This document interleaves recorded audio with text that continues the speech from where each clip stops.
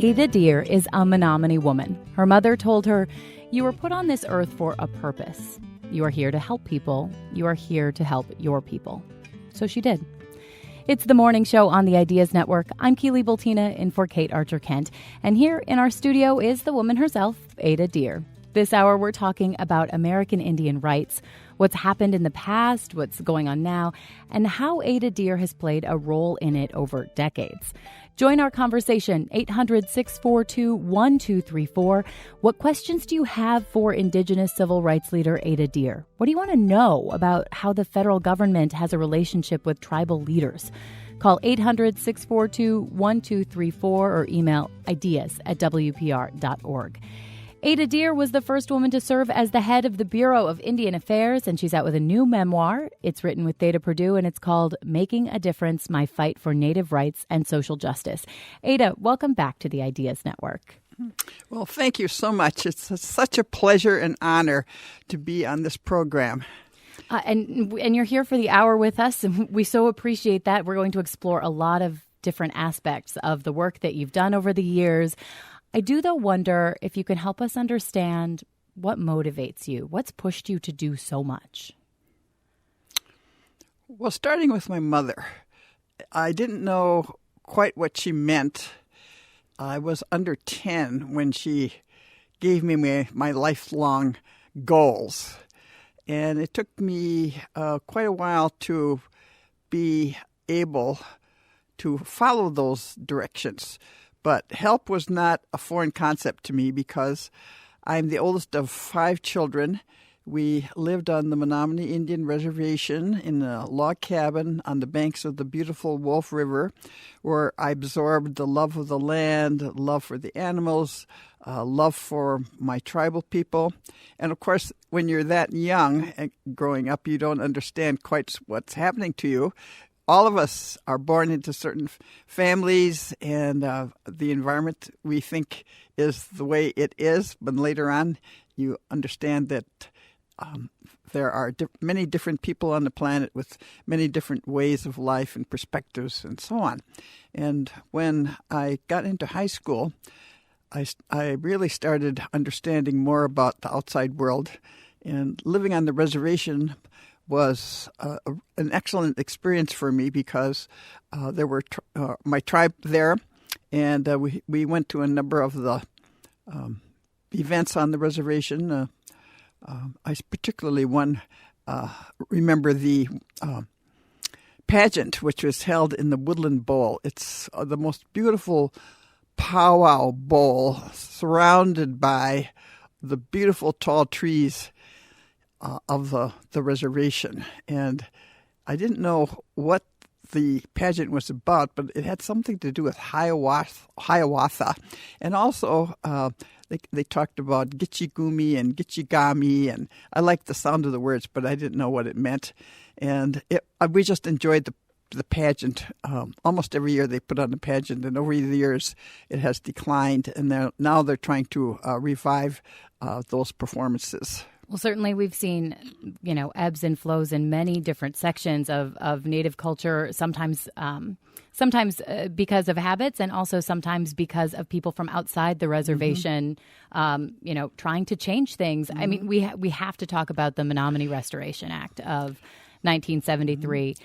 Mm-hmm. But first we have to go back to 1954 with the Menominee Termination Act. What was happening in the 1950s when that got lawmakers interested in terminating these tribal governments? Well, this country still doesn't know what to do with people of color. And I like to spread the information. I've learned a lot about the history of Indians and so on, but at that point in time, it was up to me to learn, and I started reading various books, and I got really depressed because of the cruelty and the hardships that Indian people across the land were subjected to. And I didn't know that I was depressed at that time, but I was so angry. My teachers and my mother noticed this, and they said, "Well, Ada Deer, what's wrong?" And I said, "Well, I am really angry and I'm upset about the treatment." And I would tell them what book I had been reading, and about the massacres and the stealing of the land and the broken treaties and, all those things. And no one was really there to give me a full understanding of that. But my mother came from a Quaker family, and she practiced her Quaker life. But she didn't tell me that. I learned that, many years later. And I have great respect for the Quakers. They are not trying to convert you to their religion. If you want to be a Quaker, you have to express that and learn something about the religion. At any rate, my mother always had a keen sense of right and wrong. There's only rights, there's only wrongs, and there's no in between. Well, I discovered very stark. That's the answer. Uh-huh. And then, of course, I learned that Indians weren't the only people that were oppressed. I started learning some things about women. Now, this was in the 50s. I graduated from high school in 1953. So this was before all the activism of the 60s. And that, I think, was really important in helping me understand the oppression of black people in the South. There weren't any blacks on the reservation at that time. Now we do have a few people that have intermarried with black people. At any rate, there's also more intermarriage with white people in all the three tribes that are in the same area: the Stockbridge-Munsee, the Oneidas, and the Menominees. So my world was expanding, and I thought that it was wrong to have all of those people discriminated against and suffer the policies that they'd had no part in developing. And so then I became a social worker, and that was the wonderful profession for me because they're devoted to social justice. They're the only profession that has social justice as a core value. But when the Restoration Act was passed in 1954, it was finalized in 1961, almost nobody knew what the consequences were. This was passed by the U.S. government. There was one senator who really pushed this, and it started with the lawsuit that the tribe brought against the federal government for mismanagement of the tribal resources. That's one of the responsibilities of the government for Indian people and Indian resources. They're supposed to protect the people from all the wrongs that have happened. At any rate, there was a big blowdown, and lots of timber was lost, but the superintendent of the BIA and many reservations had superintendents who had vast powers. And because they didn't want the white people or in the surrounding area to suffer and have the competition of the lumber from that blowdown, the tribe wasn't able to sell and rescue the timber. So all that timber was lost, and we're talking about a lot. The Great Lakes tribes have timber. We have the biggest forest in the state with under tribal supervision. And people from across the world come to see how we manage this beautiful forest. So it's a treasure for our people. It's a basic to our identity. And when they passed the Termination Act, the land became subject to taxation. The tribal rolls were closed. Our hospital was closed. It was a cultural, economic, and political disaster. And let's jump in right there. Hang on just a moment. Ada Deer is with us this hour talking about her memoir, and our conversation continues right here on The Morning Show in just a moment. On the Ideas Network, I'm Keely Bultina, and we're talking with Ada Deer, who is an activist, a former leader of the Bureau of Indian Affairs, and we're having a discussion about her life as a proud Menominee woman. And we're going to pick up the conversation as we left it, where we're talking about the Menominee Restoration Act and the role that timber played in that. Ada, take us back there. We've just talked about how the timber area is revered. What happened next? Well, first of all, I'd like to make a correction. It's Yes. the Menominee Termination Act we're talking about right Thank now. you. Mm-hmm. At any rate, Our people lived forever here in Wisconsin. We didn't come from anywhere else. We're the only original indigenous group that is here on our own land. Over a series of treaties, we ceded away millions of acres of land. In return, we kept the reservation. It was 235,000 acres then, and it's now been diminished. We were the first tribe terminated. We were the first tribe restored. Now, just let me say that in the termination, we were no longer a federally recognized tribe. It was a cultural, economic, political disaster, which would take more time than we have to explain, but our people suffered greatly. We had a hospital that we paid the expenses of the nuns who were running it. We also paid expenses of some expenses of the Bureau of Indian Affairs personnel. And so everybody thought we were rich. Well, no, we were rich in timber, and we have a beautiful Wolf River and beautiful lakes on our land. And we were a federally recognized tribe from 1854 to 1954. And so this was a big shock to everybody. The state didn't know what it was. The feds didn't know what it was. But we have many people in Washington who get the ideas. They don't consult the people, and they just pass laws, and then the people suffer. So when I learned about this, my mother was very active. She wrote letters protesting this. And she told me that I had to do this. Well, I said, well, Mom, I don't know anything yet. I'm a college student, and I have to learn more. And so fast forward over time, I got my bachelor's degree from UW-Madison. I'm very proud to be an alum of this fabulous university, and gave me an excellent education. And also from this Columbia University School of Social Work. I got an excellent social work education with its emphasis on social justice. But knowing all of that, I still had to persevere. And I decided that when I learned that the tribal people were protesting the land sales, they abolished the tribal government too.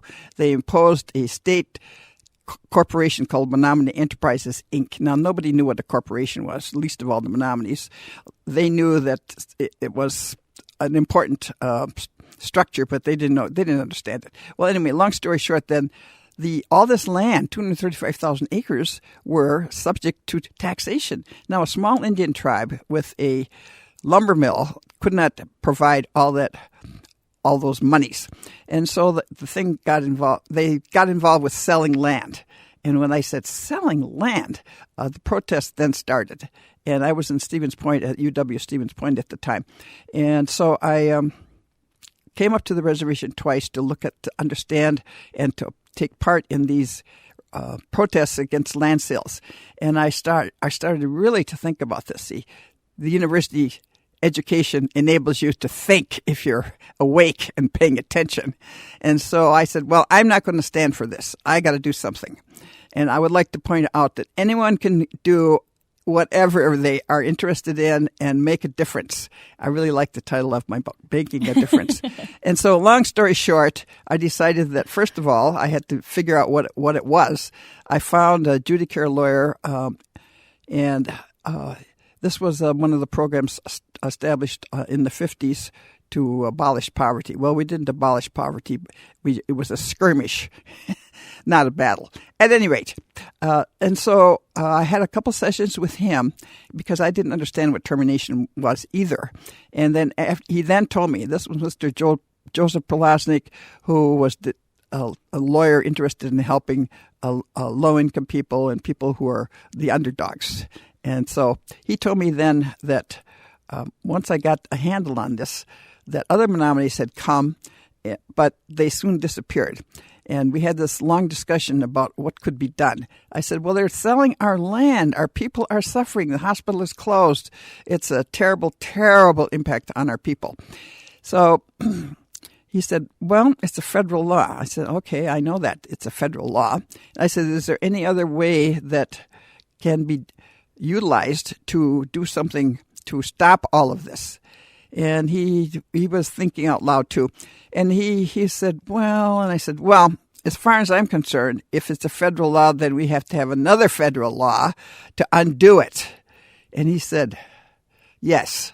So, of course, I'm a very forceful person. I like it. And I'm accustomed to speaking up and speaking out. There's another little book that got published earlier, Speaking Up and Speaking Out. At any rate, so that's how it all got started.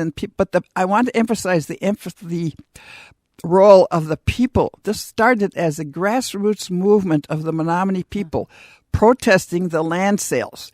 The corporation got into a contact with a land developer, and pretty soon white people were coming in, buying land lots. And then I thought about that, and I said, pretty soon the Menominees are going to be strangers in their own land. And this is our land.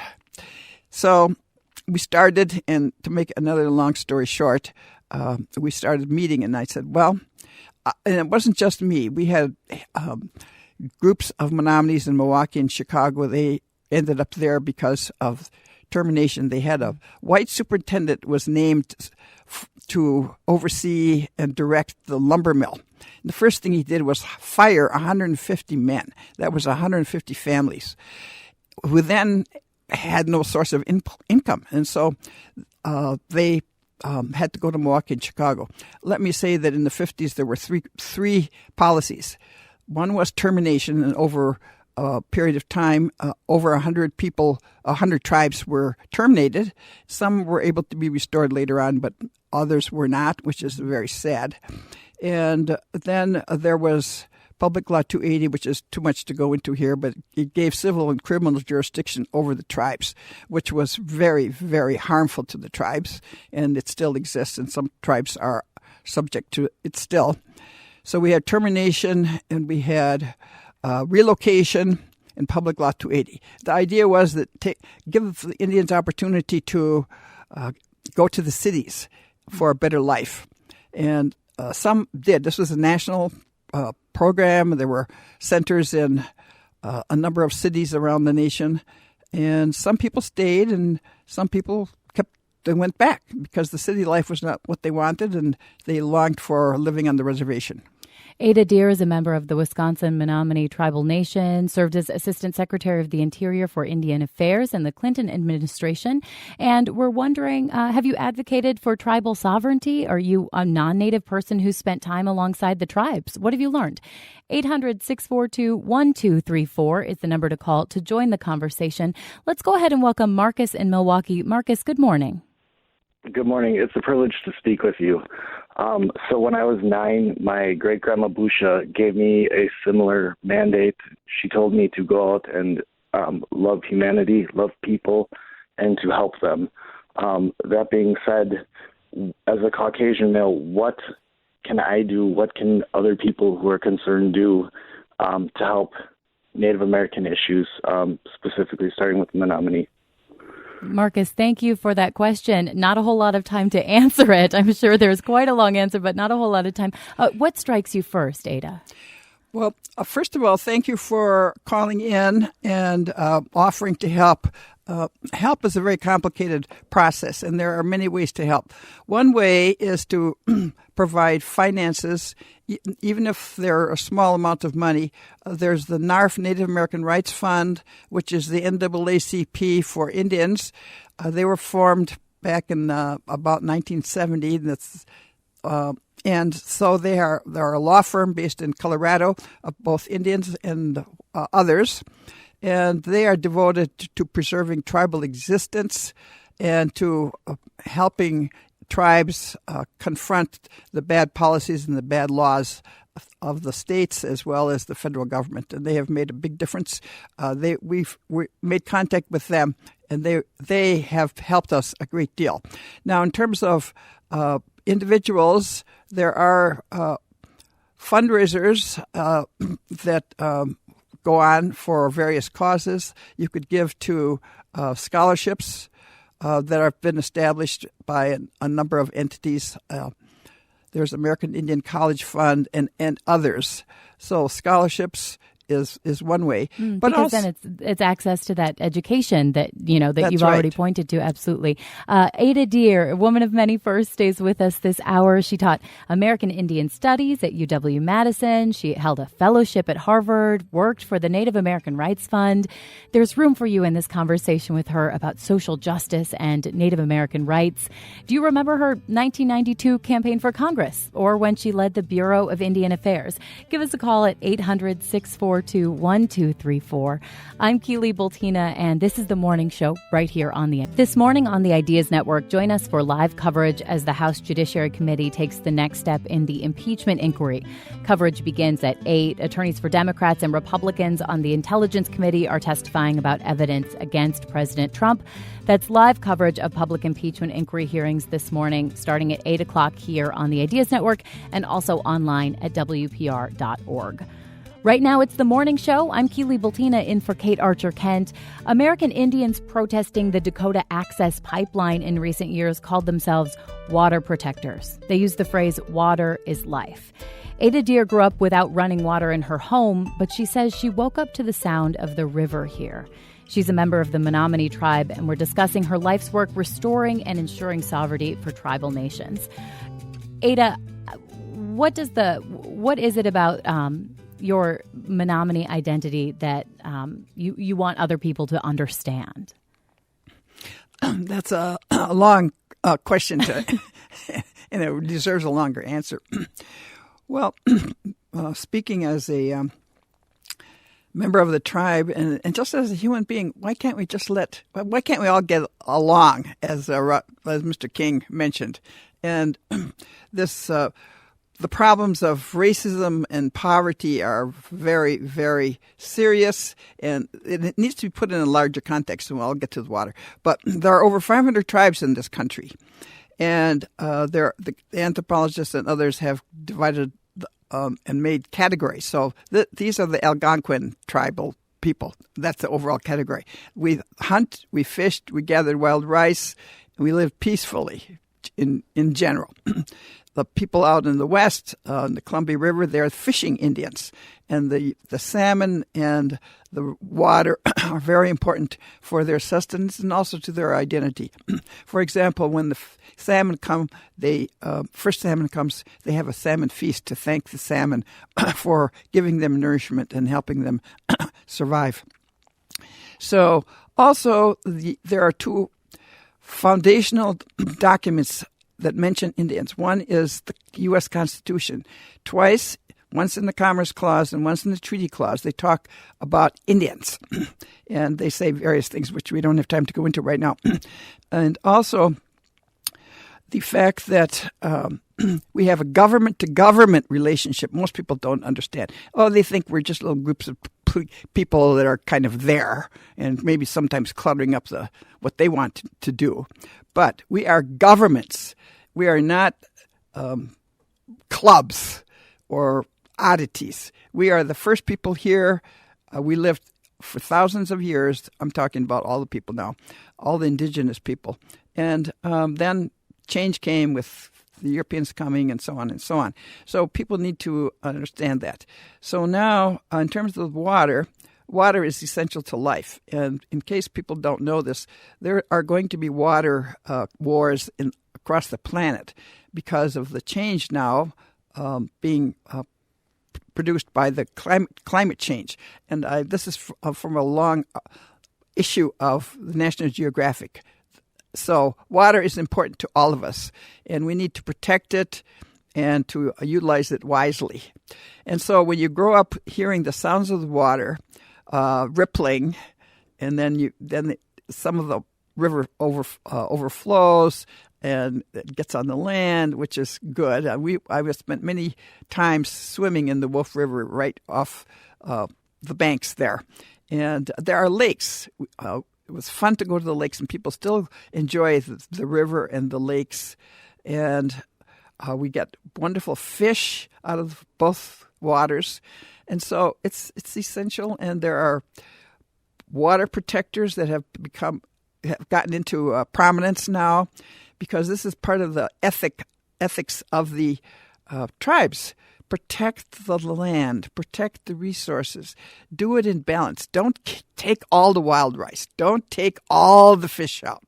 Don't kill all the animals, which is a tendency of the people in the dominant society. They want to get rid of and make it more efficient and so on and so on. So it is part of the identity that most Native people are exposed to, and some people more or less, because lots of our people don't live on the reservations anymore. They live in the cities. But guess what? There's the moccasin telegraph. And so people come up to the reservation for their relatives' celebrations and for tribal celebrations, and they maintain ties. Being a part of a tribe is a wonderful experience, and it's your people. You are part of it. You are connected. And in my opinion, one of the problems in our total society is people don't feel connected or responsible for each other. And that's very sad. Let's bring Madeline from Green Bay into this conversation with Ada Deer. Madeline, welcome to the Ideas Network. Hello. I've heard a lot about you. I wish I could meet you. I'm sure you've heard of my aunt, Irene Metoxen Moore. Oh, yes. She was a great leader of your tribe. Yes. Well, the Oneidas. So much, yes. And Irene Metoxen Moore was my aunt. I grew up just a short walk away. Our farm was located next to her farm. And so much corruption has taken over in our tribe. And there's nothing those of us who are trying to fight against it seem to be able to do because of our sovereignty and the ability of our tribal leaders to pay off the politicians. And we had a whistleblower on mass stealing from our HUD program that went on for at least 30 years. Mm-hmm. And she was blacklisted. She was smeared by someone in the police department who was a buddy of the person who was doing that. And I don't know what we can do. Yeah, Madeline, thank you for that question, because tribal government is like any other sort of leadership or government system. It's certainly not simply a tribal government issue, but people can have ulterior motives. How do you fight corruption? Well, that is a national problem. So, first of all, you have to decide if you want to get involved. Okay, then you have to do your homework. What do you want to happen? What are you working on? And you have to understand. I remember asking Mrs. Roosevelt this question when I was at a leadership program as a college kid, and she came and she supported the Encampment for Citizenship. This was established after World War II, when people were very concerned about what could be done. And people there decided we need to educate the youth. So you have to get a good education, and you have to be able to analyze some of the problems and see what the solutions are. Now, I don't know enough about your particular problem, but you need probably to get a lawyer, but that's not the only thing. You have to have more people involved. And you can start it. That's why I like the title to my book, Making a Difference. You can find other people that are concerned about this, and you can develop some solutions. Maybe you can vote some of those people out of office. Maybe you can bring some legal action. I mean, I don't know enough about it, but I know that every tribe has problems, and some of the problems are due to the fact that they have outdated constitutions. Many of the tribes are still operating under the IRA, Indian Reorganization Act of 1934, when the then Commissioner of Indian Affairs decided that they should be more democratic, because different tribes have different ways of in their governance. Some are inherited chieftainships and other ways. At any rate, these outdated constitutions are a hindrance, and it's a lot of work to do this. And this is what we did. And then I wanted to get some words in on restoration. Restoration, it says to repeal the termination. Repeal. And I don't know under what categories these people are conducting the practices that you're questioning. So it's a long haul, but you do have tribal members that are lawyers, and you have very knowledgeable people throughout your tribal government there and throughout your tribal communities. I just recently saw a documentary on Wisconsin Public television, and it talked about and showed the farm that you have, which is wonderful. So I can't answer all aspects of your question because I don't have the information. But I would encourage you to take responsibility for your tribe. Many people don't vote, and this irks me no end. And I want to say that the whole country needs to get involved in the government. Half the people don't vote, and thousands of people have died across the world and in our own country just for the right to vote. And it's a precious right, and people should be informed. Don't just listen to some people telling you what to do. Use your own brain, as my mother used to always tell me. Use your brain, Ada dear. Don't ask me. I was just being an obedient child. I say, Mom, can I do this? Can I do that? I said, what are you asking me that about? What are you asking me about that for? Use your brain. So I find some more people and then get involved. You have to pay a price for this. People are not going to be happy about it. Maybe too many people are corrupted. I don't know. So I would encourage you to do your tribal responsibility, and I want to tell that to everybody. Tribal people, Americans, do your citizenship duties. Vote. It's not, I mean, it's easy to say. Sometimes it's harder to do, to take responsibility for that community because it's hard. It just is. So I appreciate that. And thank you so much, Madeline, for asking that question and for being willing to share your story. We'll continue this conversation with Ada Deer here on The Morning Show.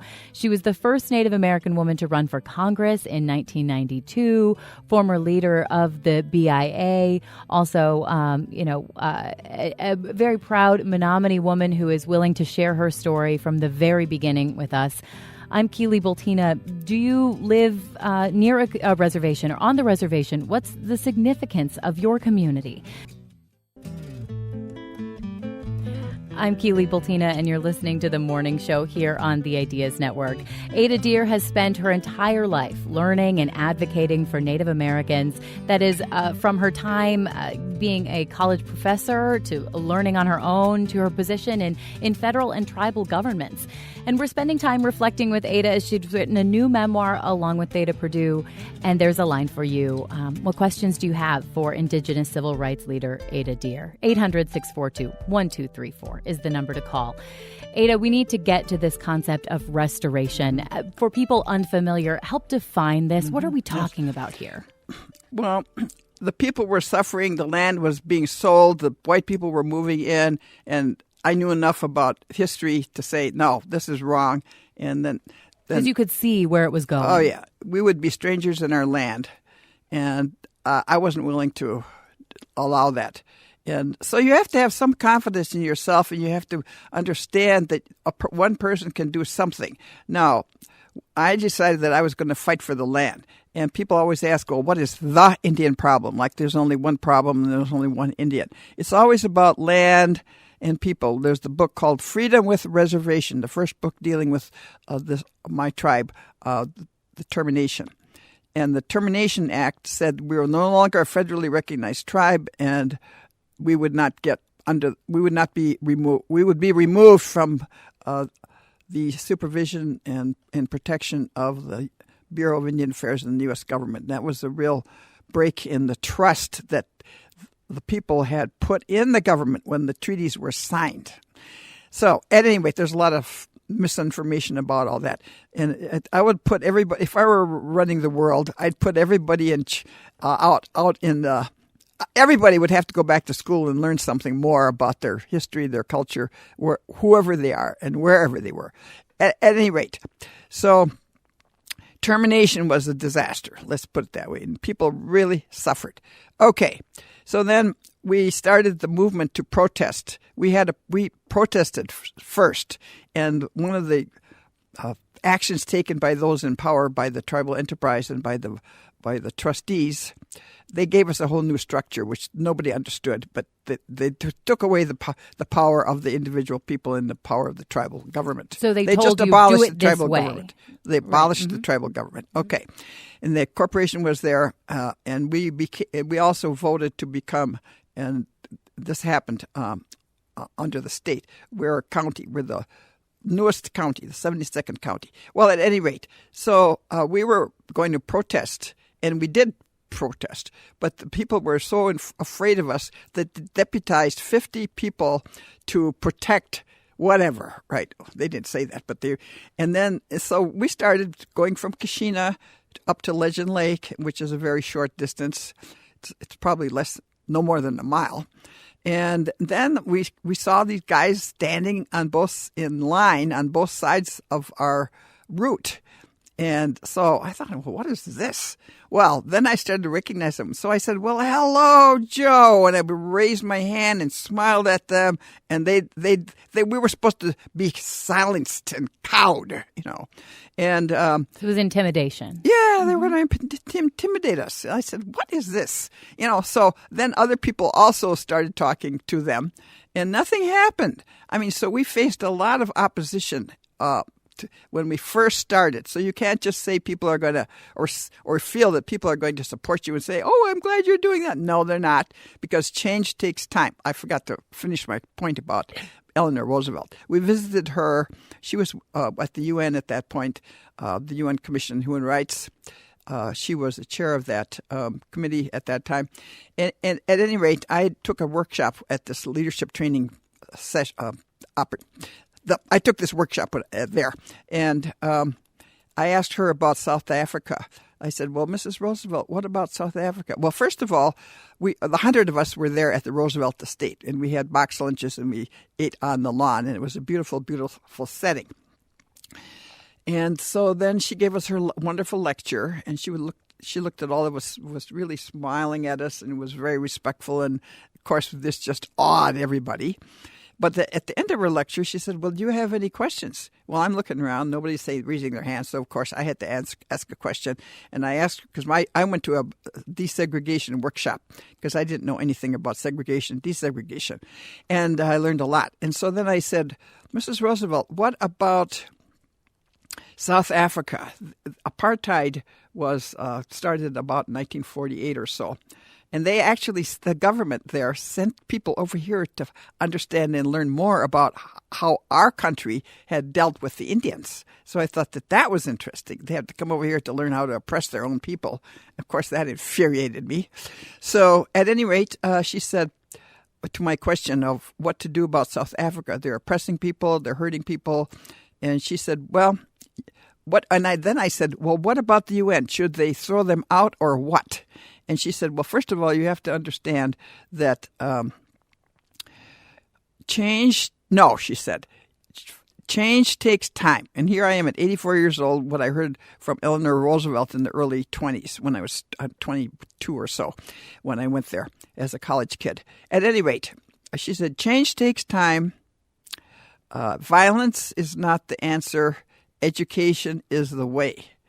So those are very wise words. And she made a remarkable contribution not only to our country, but to the world.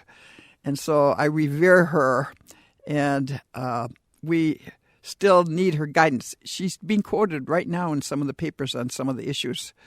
So I'm getting away from my topic here. Now, let's see, what else were we talking about? Well, restoration. Yes. Okay.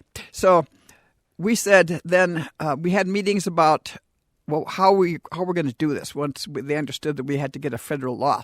So being a social worker, and I'm proud to be a social worker, and if there weren't a social work profession, they'd have to invent another profession similar to the social workers. So I want to applaud my profession because they gave me skills and opportunities to be an effective social worker. At any rate,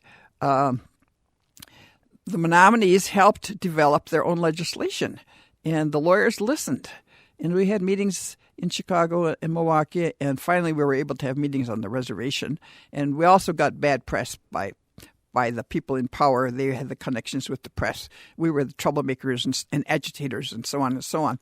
And so people were starting to find out what we were doing. So we wanted to save our land. We wanted to save our people.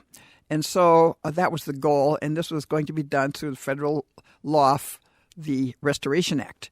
And so we then we went through this whole process again of asking the grassroots people what they wanted in their Restoration Act. And so at first people were a little shy about me because I had been away so long. I went to college, and then I went to graduate school, and then I worked in Minneapolis at different jobs. But then when I read about the demonstrations against the land sales, I said I have to get involved. And so you have to decide what you're going to do. So then we developed the Restoration Act with the wonderful assistance of the lawyers, Joseph Prelaznik from Judicare, and the Native American Rights Fund lawyers, Charles Wilkinson, and he's a law school professor, and Yvonne Knight, who's a Native person. I think she's from the Ponca tribe in Oklahoma. And we all together, and that's how it should be, worked to develop the Restoration Act that reflects the values and the sovereignty of our people. And so I feel that it's one of the most important things that I've done with my life is to, first of all, be part of that struggle and help people become knowledgeable about their tribal responsibilities and that they could help in bringing about significant change. And so that's a shorthand of restoration. One person, when I was talking with him before this, we were going around getting votes and getting signing proxies. At any rate, he said, one day I'm an American Indian, and the next day I'm not, but I'm just me. And I said, well, that's what we're working for. You are an important person. You're a member of the tribe, and so we have to appeal to people's suffering and also their questions about all of this. So I was the lobbyist for my tribe in Washington, and that's another long story.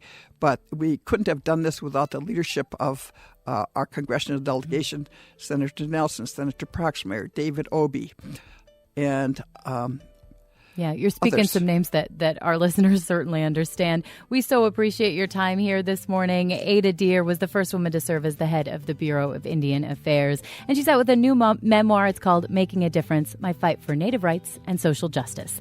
It's The Morning Show.